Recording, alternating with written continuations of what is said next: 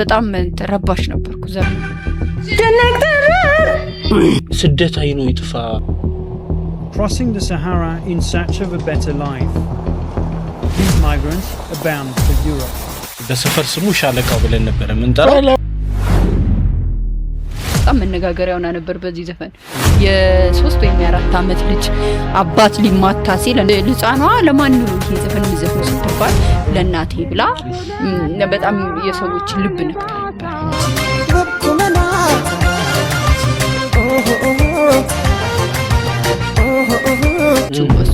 ይሄ ወንድ ነው አረ ሴት ነች ባል አባት ከስራ ሲመጣ ናፍቆ ልጆቹን ሊያቅፍ ነው የሚመጣው አንቺ ግን ነገር ይዘሽ ተጠበቅሽው በቃን ወጥከፋንኛ ማሰብ ለተርፈን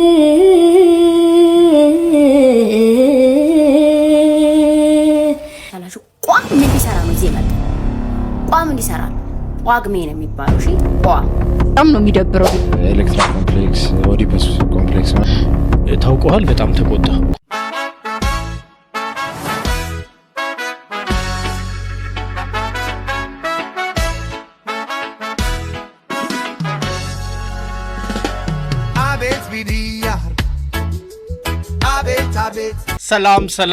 ሰላም ተናስተልን ክብራትና ክብራን አድማጭ ተመልካቾቻችን እየሰነበታችሁልን እኛ እንግዲህ አለ ነው ብርዱን በዚህ አይነት ልብስና በቡና በውሃ እየተከላከልን ፋይት እያደረግን አለ ነው አብራችሁን ቆዩ በቆሎ ምናምን ቸስ ቢኖር ደግሞ ጠበስ የተደረገ ቤት ሰብሰብ ብላችሁ እንደምታዩ እንደምትከታተሉን ሙን ነው እንዴት ከርማችሁልናል የመጀመሪያውን ጅማሪያችንን የምናደርገው ከዘጠናዎቹ የሰፈሮች ስያሜና በሰፈር ውስጥ ደግሞ አንቱ የተባሉ ጉምቱ የተባሉ ሰዎችን የምታነሳበት አንድ ፕሮግራም አለ እሱን ተከታትለን እንመጣና እዛ ከዘጠናዎቹ ጋር ተያይዞ የምናውቃቸውን ሰፈሮች በወፍ በረር እንጠራለን አብራችሁን ቆዩ የዛገው ጣራ ስር እዛ ረጀ ሰፈር ከስላሴ ገበያ በታች ገነት ሜዳ ፊት በር አቶ መኮንን ቤት ጀርባ ጋሼጋ የፊደል ቤት የመጀመሪያ የዘል ዓለም ሕያው ከመመለኮት በሆሄ ንሳ ተቀብለን በቀለም መዳንን ስንማር ሀ ግዕዝ ሃልዎት ሀ ሀገርም ነበር እዛ ረጀ ሰፈር ሀገርም ነበር አው ሰፈሮቹን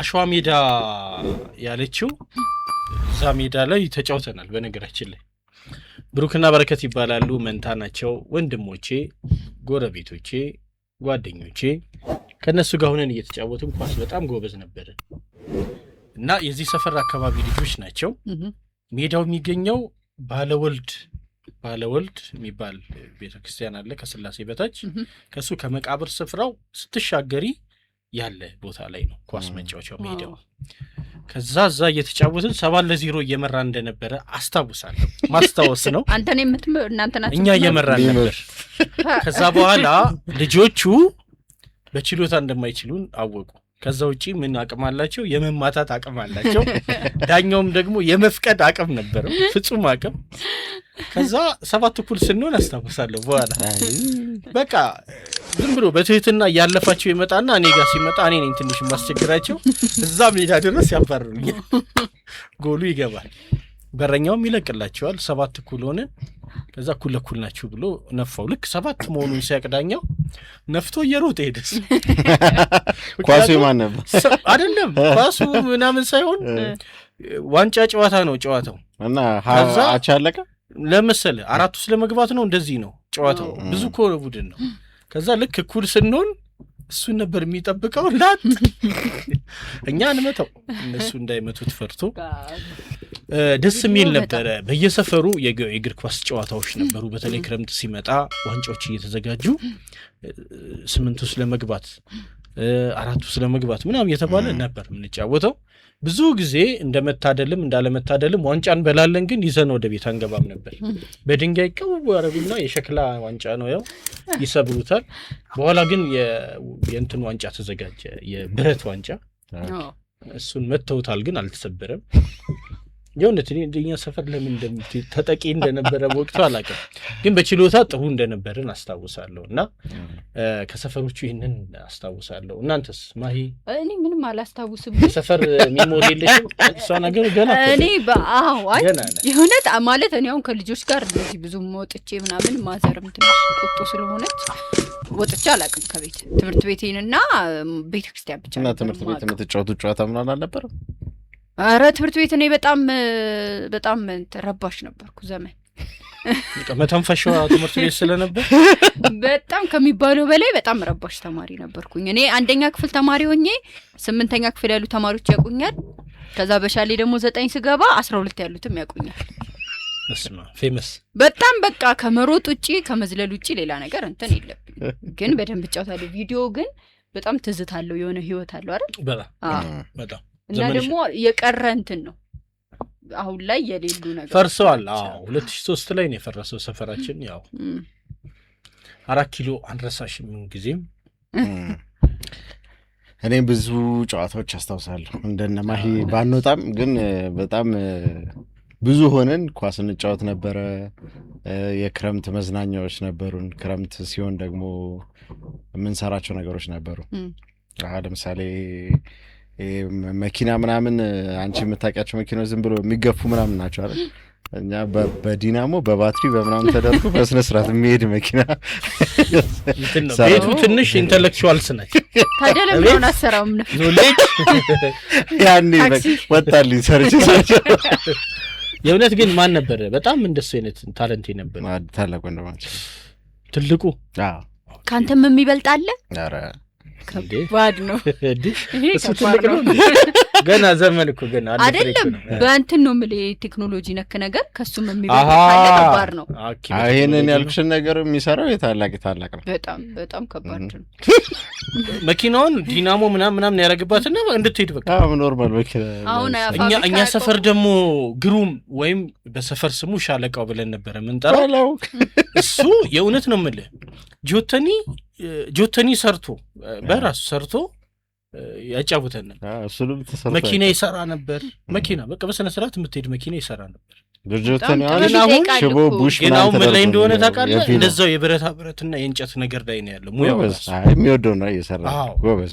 ግሩም የሻለቃው ይሄን ቪዲዮ ካየ ይሄ የእንትን ጎማ አድርጎ የቀለም ምናምን የሚመስል ጎማ እንጨት መሀል ላይ አድርጎ ቆሻሻ ልንጥል ስንሄድ ቆሻሻ በሱ ተሸክሞልኝ ይሄድ ነበር። እሱ እንጨቱ ላይ አስቀምጦ እየገፋ ጥበብ የሚባል እና ከባድ የሆነ የውሻና የዶሮ ድምጽ ማውጣት ይችላል። ጥበብ ነው ይሄ። ድምጽም ያወጣል ደግሞ ትክክለኛ የውሻና የዶሮ በትክክል አሉ። የእውነት በየሰፈሩ እንደዚህ የሚሰሩትን በቃ ማገዝ ጥሩ ነው ማለት ጎረቤት እና እስኪ ለምትሰራው ነገር ይጠቅማል እንካ እያሉ ደበቅ አድርጎ የሚሰጥም ጎረቤት ሊኖር ይገባል። የት እንደሚያደርሱን አናውቅም። እና ውለታችንም ይኖርባቸዋል። አየሽ ለሰፈር ለአካባቢው ምን ሰራችሁ ይመጣል በኋላ እና የእውነት እናስባቸዋለን። ዘመኔ ወንድሙን ሲያስብ ነው የሚመጣልኝ። ዘመን ግን አስብበት የመኪናውን ነገር ዝም ብለህ በግራ ትሄድ ነው። እኛንም አታስኪደን በርካሽ ዋጋ እንገዛለን። እንለጥቅ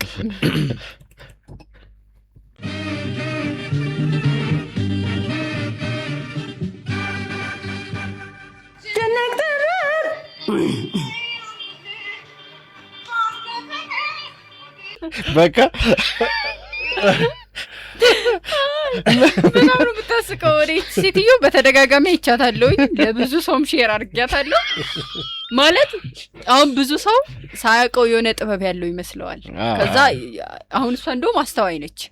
ካለኝ ወደ ላፕቶፕ አኮ ገባች። ወዲያው ወደ ኑሮዋ ወደ መስመሯ ገባች። አንዳንዶች ግን ካሉበት መስመር ወጥተው መክሊታቸው ወዳልሆነ ቦታ ገብተው ብዙ ጊዜ ሲያዩት ታያቸው። ጭንቅ ጥብብ ሲላቸው ሰሙኩት።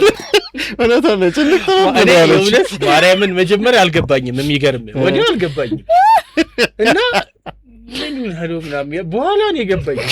ይቅርብኝ ብላሉ እንደ የቀደመው ምን አለኝ እና ጭንቅ ጥብብ አላት። በጣም በዚህ ድምጿ ብዘፈን ከባድ ነው። ከቢድ ነው ደስ ይላል። አሪፍ ነው። በቃም በቃን ህይወት ከፋን እኛ ማሰብ ለተርፈን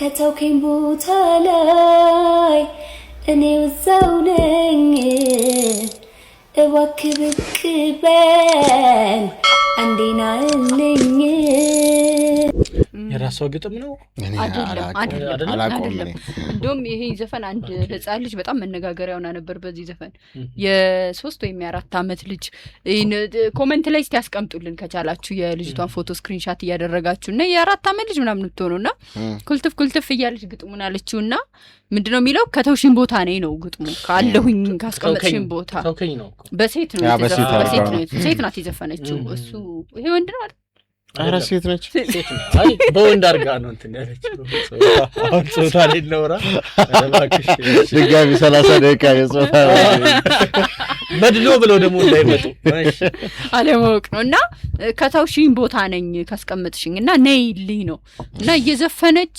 ልጻኗ ለማን ነው ይሄን ዘፈን ምዘፍኑ ስትባል ለናቴ ብላ በጣም የሰዎች ልብ ነክታ ነበር ለናቴ ቲክቶክ ላይ ማይመስለኝም ወይ አረብ ሀገር ተሳት ሄዳ ነው የሚሆነው አሁን ላይ ያው ብዙ ህጻናቶች ብቻቸውን የሚያሳልፉት በዛ ምክንያት እዚህ አጋጣሚ ስደት አይኑ ይጥፋ ልጄን ካየዋት 2 አመት እያሉ ትሬንድ ሆኗል በዚህ ሰዓት አሁን እንግዲህ ምን ቀርጸው ሁሌ የምናገራለው ሐሙስ ምሽትና ሬዲዮ ደግሞ ካልገባን ሰኞ ነው ሰኞ ያው በቋሚነት ብስራት ኤፍኤም 101.1 ላይ ሬዲዮ ፕሮግራም እንዳለን ይታወቃል ግን አሁን ኳስ ሰሞን ስለሆነ ስላልገባን ዩቲዩብ እየቀረጽን ያለ ነውና በዚህም አጋጣሚ ትሬንዶች ምናምን የሆኑ ነገሮችንም ይዘንላችሁ እንመጣለን በርግጥ እና ይሄ ትሬንድ ሆኖ ልብ ይነካል የእውነት ስደት አይኑ ይጥፋ የሚል ካፕሽን ይጽፉና ልጄን ካየዋት 2 አመት ሆነኝ ልጄን ካየሁት 2 አመት ሆነኝ ስትኮላተፊ ምናምን ናፈቅሽኝ ምናምን ያሉ የለጠፉ አንዳንዶች በተኛህበት ነው ትቺ የሚሄድኩት ምናምን ያያየን ነበር በጣም ስሜት ይነካል በጣም ሁሉንም በሰላም በፍቅር ምንም ነገር ሳይጎድልበት እንግዲህ ሐሳቡን ሞልቶ ወደ ሀገሩ እንዲገባ ያደርግልን ፈጣሪ የእውነት ኢትዮጵያውያን በየለንበት ተሰደን ያለ ነው እንግዲህ ይሁን ሰው አንድ ቦታ ላይ ብቻ ቁጭ ብሎ ይስራ አይባልም ግን ባላችሁበት ፈጣሪ ያግዛችሁ አብራችሁ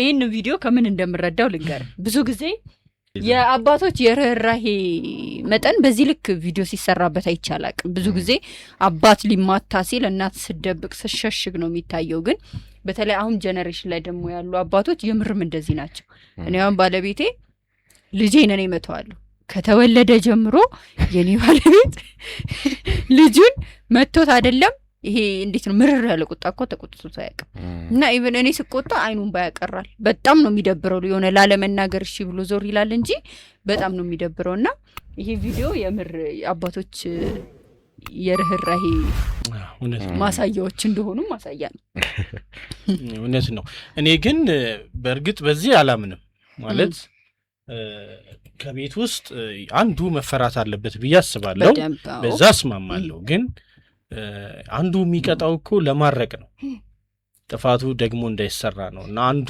ደብቆ አንዱ የሚቀጣ ከሆነ ልጆች ደግሞ ያንን የመረዳት አቅም ላይ አይደሉም በዛ እድሜና ሌላ ስሜት ሊፈጥር ይችላል አባትን ልክ እንደ ሴቪየር እንደ ጠባቂ እንደ ተከላካይ እናትን ደግሞ እንደ አጥቂ አሁን በታየው ብቻ ማለት እንደዛ ይሆናል ብዙ ጊዜም እኔ ሁለቱም አንድ አይነት አላማ እንዲኖራቸው ነው ማስበው እናትና አባት የሆነ ነገር በሚወሰድበት ጊዜ ምንም ቢሆን ተመሳሳይ ሐሳብ እንዲሆኑ ግን የሚታረም ከሆነም ለብቻሽ በምታወሪበት ሰዓት ማውራት ነው። ቅድም እኮ በጣም ሃርድ ነበርክ ታውቀዋል በጣም ተቆጣኸው እኮ ብላ ልታርቅ ይገባል። አንተም እንደዛ ማለት ነውና አንዱ ተከላካይ አንዱ መቺ ምናምን የሚሆነው ነገር ለኔ ጥሩ እንትን አይፈጥርም። ያ ነገር ከዚህ አቅጣጫ አላየሁትም፣ ግን አሪፍ ነው። አሪፍ እይታ ነው። አሪፍ እይታ ነው። ብዙ ጊዜ ሴቶች ወደ አባታቸው የመሳብ ነገር አላቸው፣ ወንዶች ደግሞ ወደ እናታቸው። ይሄ ተቃራኒ ጾታ መሳሳብ በስነ ልቦና ነው የሆነ የሚያልፉት የእድገት ደረጃ ነው። ኤሌክትራ ኮምፕሌክስ፣ ኦዲፐስ ኮምፕሌክስ ምናምን የሚባል ነገር አለ። ባጭሩ ግን ዋና ሀሳቡ ምንድነው? ወንድ ልጆች እናቶቻቸውን አባትየው የሚወስድባቸው እስኪመስላቸው ድረስ ለመቀናት ራሱ ሊኖራቸው ይችላል ነው። የሆነች እድሜ ላይ ነው ያልፉታል፣ የሚታለፍ ነገር ነው። ግን እንደዚህ አይነት ስሜት ሊኖራቸው ይችላል እና እንዳይኖር እሱን ለማባረር ምናምን ሊሞክሩ ይችላሉ። እሱን ይዘው አይነት ስሜት ሊኖራቸው ይችላል። ያው አጋጥሟል። ዛሬ ነው ግን የሰማሁት። ወንዱም ወደ እናቱ በቃ አባትየው እየተጋራው እንደሆነ እስከ ማሰብ ድረስ በዛች በትንሽ አይምሮቸው እየተጋራኝ ነው የሰውዬ።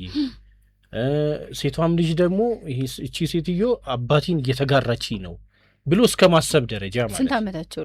የርቀት ደረጃ ነው ትንሽ። ይሄ ከኢንፋንት ጀምሮ ይሄ ጨቅላ ከሚባለው እድሜ ጀምሮ ትንሽ አሁን መራመድ ምናምን ከጀመሩበት ጊዜ እስከ ስኩል ኤጅ የምንለው አለ ወደ 6 ዓመት አይደል? 6 ዓመት ድረስ እንደዚህ እስከሚደርሱ ይሄ ስሜት አለ። ያልነበረም እኔ አላስተዋልኩም። አይ ወደ ራሴ ቤት ሄጄ እኮ ያን ያህልም ሊሆን ይችላል ነው። ግን ዞሮ ምንድነው ወላጆች በምንቀጣበት ጊዜ ባላንስድ ይሁን ነው አላማው። ቅድም እንደተናገርኩት ባላንስድ ይሁን ጥሩ ነው። መነጋገርም ካለባቸው ባልና ሚስቶች አንድ ላይ መሆን የለበትም። ትክክል ሳልሆን ቀርቼ ሳይሆን ማለት ያው እሱ አንዱኛው የሚሸፍነው ከሆነ ትክክል ሳልሆን ቀርቼ አይደለም፣ እሷ ዝም ብላ ክፋት ስላለባት ነው የሚል አይነት አመለካከት ሊፈጥርባቸው ይችላል። ግን ሁለቱም አንድ አይነት ሀሳብ ካላቸው ግን የሆነ ነገር ልክ አይደለም ማለት ነው። እንግዲህ ግን ባለማወቅ ብዙዎቻችን ጥፋት እናጠፋለን። እንትንስ ልክ ነው። አሁን ብዙ ጊዜ ሰው ላይ ስለማስተውል ነው። አሁን እናት አባትን የበለጠ እንዲፈራ ማድረግስ አሁን የሆነ ጥፋት ሲያጠፋ ራስ ከመቅጣት ይልቅ ቆይ ይምጣልህ አባቢ እየመጣ ነው ቆይ እንደዚህ ያስደርጋለሁ ምናምን መባል ስልክ ነው። እንደሱ አይነት ነገር ደግሞ ምን ስተት ይፈጥራል? የደረጃ ልዩነት። ለምሳሌ እናቶች እናት ናቸው አይደለ? ማለት ወላጅ ናቸው። ወላጅነታቸው ሊሰሙ ራሱ ይገባል። ሁሉ ጊዜ ቃጭው ሌላ ሰው አካል አድርገሽ የምታሳስቢያቸው ከሆነ አንቺን አይሰሙሽም ማለት ነው። ምክንያቱም የሚቀጣው ሰው ሲኖር ነው ስርዓት የሚይዙት። ወይ ደግሞ እንትና ቃጭ ነው እንትና ቃጭ አይደለም የሚል አይነት አመለካከትም ይኖራቸዋል። ያ ማለት ምንም ብታያቸው ይሄ ልጅ እኮ አለመስማት ጀመረ ምናምን የሚል ነገር ያመጣል እንጂ አይረዱሽም። ያው ቅጣቱ ከዚህ በፊትም ተናግረናል። አሁንም ቢሆን አካል ቅጣት ሳይሆን ቅጣት የሚደረግበት መንገዶች አሉ። የሚፈልጉትን ነገር በመቀነስ ሊሆን ይችላል። የማይፈልጉትን ነገር ደግሞ በማድረግ ለምሳሌ መዝናናት የሚፈልጉ ከሆነ መዝናኛ እቃ የምንሰጣቸው ከሆነ እሱን በመውሰድ ሊሆን ይችላል። ወይ ደግሞ የማይፈልጉትን ነገር እንዲያደርጉ ልናደርጋቸው እንችላለን። አካላዊ አይደለም ነው፣ ስነ ልቦናዊ ሊሆን ይችላል። አካላዊ ግን አይደለም። በአካል ጉዳት ሊደርስባቸው አይገባም። ለወደፊት ግን እንዲያስተካክሉ ባህሪያቸውን እንዲያስተካክል የሚረዱ ነገሮችን ልናደርግ እንችላለን። ባጭሩ ግን በጠቅላላው ቅጣት ኤክስተርናል ከተደረገ ሁለቱም ቀጪ ነው የሚጠብቁት ማለት ነው። ይሄኛውም የሚቀጣው ሰው ከውጭ እስኪመጣ ይጠብቃል። እሷም ቀጪ ሌላ ሰው አድርጋለች ማለት እሷን ሪስፖንሲብል ከሆነች እሷም ራሱ ማድረግ ባለባት አቅም ማለት በምትችለው አቅም መቀጣት አለበት። ግን እሷንም ክብር ሊኖረው ይገባል ማለት ማክበር አለበት፣ እንደ ወላጅ ማየት አለበት። እሷ ዝም ብላ ሁልጊዜ እያሻሸች ምን እያለች ለሌላ ሰው አሳልፋ እንደዛ አይነት ስሜት ይችላል አይደል? ያው ከእንትኑ ይልቅ ክብር ማጣት ነው እኔ ብዬ የማስበው። እኔ የሚሰማኝ አውዱን ይሰጣል። እንደዛ እንደ ወላጅ ከመታየት ይልቅ ዝቅ ያለ ሌቭል አድርጎ ማለት ለሰው የሚነግር ነው እንጂ ራሱ የሚቀጣ አይደለችም ብሎ ሊያስብ ይችላል። እሱም ልክ አይደለም ብዬ አንዱና ትልቁ ነገር አሁን ዘመኔ ካለው ደግሞ በተጨማሪ ትልቁና ዋነኛው ነገር ቅጣት አላማው ምንድነው ነው? ማረቅ፣ ማስተካከል፣ ማረም አይደል? የሆነ መታረቅ ያለበትን ነገር ማስገንዘብ ነው። ስለዚህ ታይምሊ መሆን አለበት። አሁን ትልቁ ነጥብ ይሄ ነው፣ በሰዓቱ እንጂ ውሎና አድሮ ባል ለምሳሌ ጠዋት የጠፋ ጥፋትን ባል 11:30 12 ሰዓት ላይ ወይ ማታ ከቤት እስኪገባ ጠብቆ በዚህ ሰዓት እንዲያረገ ብሎ ተነግሮ ቢቀጣ ልጁ ትርጉም አይሰጠውም። የቅጣቱ ሚኒንግ አሜን የሆነ ቅጣት ትርጉም ሊኖረው ይገባል። በሰዓቱ ሲሆን ደግሞ ይገባል። በሰዓቱ ሲሆን ለምሳሌ ይህን ማድረግ አግባብ አይደለም። ለምሳሌ እጁን ወደ እሳት ምናምን እየሰደደ ሊሆን ይችላል። ሕፃኑ ይጎዳሃል ተው እያለች ደጋግማ እየነገረችው ወደዛ ወደሚያጋልጸው ነገር ቶሎ መሄድ ከሆነ ስትቀጣው በተደጋጋሚ እጄን ወደ እሳት እየከተትክ ነው፣ እሳት ደግሞ እጄን ያቃጥለዋል፣ ከተቃጠልክ እንዲህ ትሆናለህ፣ ስለዚህ ብላ የሆነ ለምሳሌ ታይም አውትም የሚሉት አለ። ታይም አውት ከሆነ ነገር ማቀብ ለጊዜው ከጨዋታውም ከምኑም አሁን ቅድም ያላቸው የፓኒሽመንት አይነቶች ስላሉ ወይ ሪንፎርስመንትም ሊሆን ይችላል፣ ፖዚቲቭ ኔጌቲቭ የሚባላል ዝርዝር ነው እሱ። በዛ አይነት ቅጣት ወዲያው ታይምሊ ከሆነ ምን ያደርጋል ልጁ ትክክለኛ ትምህርት ያገኛል። በዛ አሁን የተቀጣሁት እንዲህ ስላረኩ ነው ብሎ በደንብ አሶሴት ማድረግ ይችላል። ነገር ግን አውላ አቆይታ ለባል ወይም ለአባት ብትነግረው ሌላ ነገር ይፈጥራል። ሌላውና ትልቁ ነገር እኔም እንደ አባት ማለት በኋላ ተነጋግረን ያስተካከል ነው እንጂ ባል አባት ከስራ ሲመጣ ናፍቆ ልጆቹን ሊያቅፍ ነው የሚመጣው። አንቺ ግን ነገር ይዘሽ ጠበቅሽው። አየሽ እሱ እየታከተው ይመጣል። ቆይ አባታችሁ ባይመጣ ብለሽ ልክ ሲመጣ ይኸውልህ ቅድም እንዲህ ሲያደርግ ነበር። አሁን እሱ ለምሳሌ ቤት ሲገባ በእርግጠኝነት ልጅን ለማየት ነው የምጓጓው። ወይ መጀመሪያ ስገባ ግን እንዲያርጎ ነበር ብላ ባለቤት ብትጠብቅ አስበው ልታቅፎ የመጣው ልጅ ቅጣው ቅድም እንዲያደርጓል ስትባል ቤትም የመግባት ፍላጎት የሚፈጥረው ነገር ጥሩ ነገር አይደለምና ለማንኛውም ወዲያው ታይምሊ መሆኑ አስተማሪም የሚሆነው እንደዛ። ልጆች ደግሞ ትርጉም አይሰጡም በዛ ላይ ልጅ ስለሆኑ ማለት ነው። እንደዛ ነው። ሌላ በዚሁ እንግዲህ ሌላ ጊዜ ድሉ ላይኖር ስለሚችል ስናናገራቸው ደግሞ ምን ጊዜም ልጆችን በተቻለ መጠን ዝቅ ወይም በርከክ ብለን ብናናገራቸው ይመረጣል። ይህን ከዚህ በፊትም አንስተነዋል። ስናወራ እኛ እንደዚህ ቆመን ትልቅ ሆነን ቁልቁል እያየናቸው የምናወራ ከሆነ በቃ እዛ ጋ ነው የምንለያየው ራሱና ብዙ ጊዜ ስናወራቸውም ስናናግር ስናጫውታቸውም ቁጭ ብለን በርከክ ብለን ወይ እንደነሱ አቀማመጣቸውን ተቀምጠን ምናምን ቢሆን የበለጠ እኩል ለመግባባት እድላችን ሰፊ ይረዳል። በዚህ አጋጣሚ ወደ ቀጣዩ እንለፍ። ሌሎች ሀሳቦች ካሏችሁ የሀሳብ መስጫው ላይ አኑሩልን። እናመሰግናለን። አላለቀም። ጄኔሬተር ምትሉ ሰዎች አላችሁ። ጄኔሬተር አይባልም ጄነሬተር ነው የሚባለው። እሺ ከዛ ሲጃራ ምንድነው?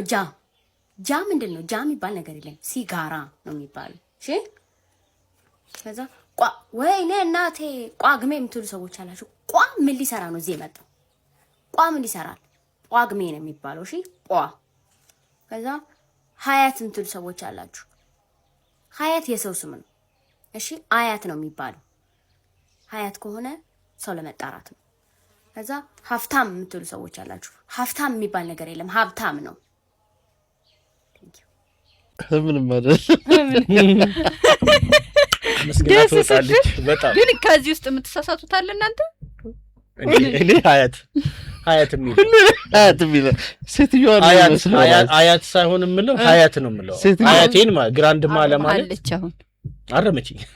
ቋግሜ ግን የሚል ሰው አለ በእውነት ሀብታም የሚል አለ። ሀብታም ግን እኔ እምላለሁ መሰለኝ። በቃ ታረሚ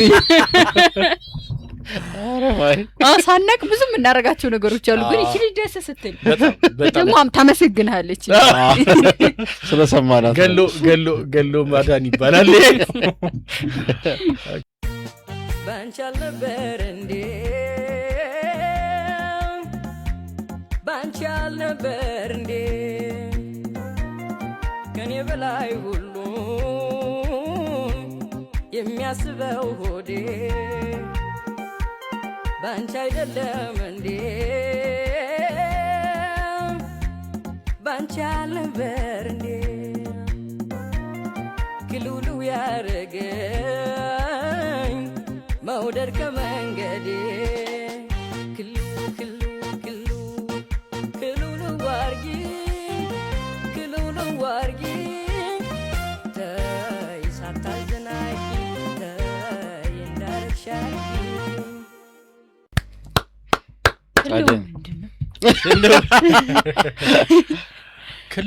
ክልው ይላል ማለት ይንቀለቀላል ማለት ነው። ሲቻኮል ምናምን ሰምተሽ አታውቂም? ክልብልብ ታውቂያለሽ? ክልብልብ የሚባለው ቅልብልብ አውቃለሁ። እንደዛ ማለት በቃ ዋው ድምፁ ግን በጣም አንደኛ በጣም ከዚች ልጅ ሳይዝ የሚወጣ አይመስልም። ጁቴ ነው ልጅ ውስጥ እድሜው ትንሽ ይመስላል፣ ግን በጣም የትልቅ ሰው ከፍ ያለ ጎልማሳ እንትን ነው። አሁን እየጎረመሰ ያለ ድምፅ አይደለ? እንደዛ ነው። በጣም ጥሩ ነው ድምፁ። አሁን ይሄ 13 14 ላይ ነው ያለው እድሜው። ስለዚህ አሁን ወደ ፒዩበርቲ ሌቭል እየሄደ ነው፣ ከፍ እያለ እየመጣ ነው። ጉርምስና ላይ ነው ሊል ይችላል ትንሽ ድምፁ። ቮካል ምናምን በስርዓት ከሰራ ምንም ብትሰሪበት ማለቱ አይቀርም። የዚህ ሰው ደባሪ እድሜ ነው ባይዘ። ለነገራችን ላይ ይኸውልሽ በጣም የሚያበላሽባቸውም አለ ድምጻቸው። አሁን ጃኪ ጎሲ ወይም ጎሳዬ ቀለሙ ልጅ ሆነን በደንብ እንተዋወቃለን ከሱ ጋር እና ድምፁ ከዚህ የበለጠ በጣም ነበር የሚያምረው። ስለ እውነት ጩጬ እያለ ማለት ነው። ህጻናትና ወጣቶች እየሰራ ከዛ ደግሞ ዳግማዊ ምኒልክ ይዘፍን ነበር። ጓደኛዬ ነው በወቅቱ እና በጣም ያምር ነበረ ድምፁ። እና ጉርምስና ላይ ወይ ያለሽ በጣም እንትን ይላል እንትን ይላል ላይክ በጣም ይጨምራል፣ ወደ ትልቅ ደረጃ ያድግልሃል፣ ወይ ደግሞ ሊጠፋም ይችላል። ይሄ የሚያምረው ድምጽ ማለት ነው።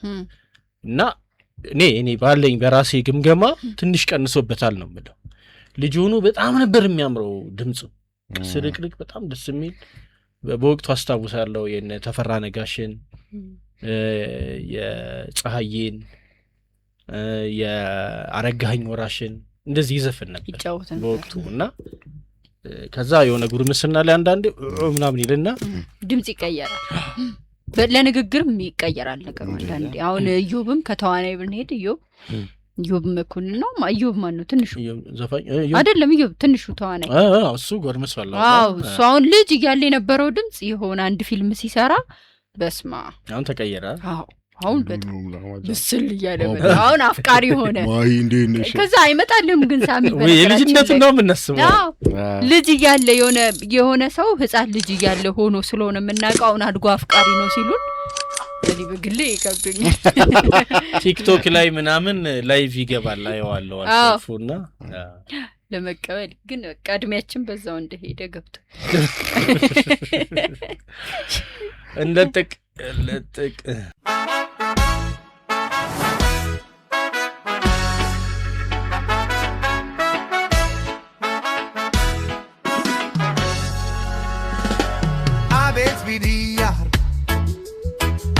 Abet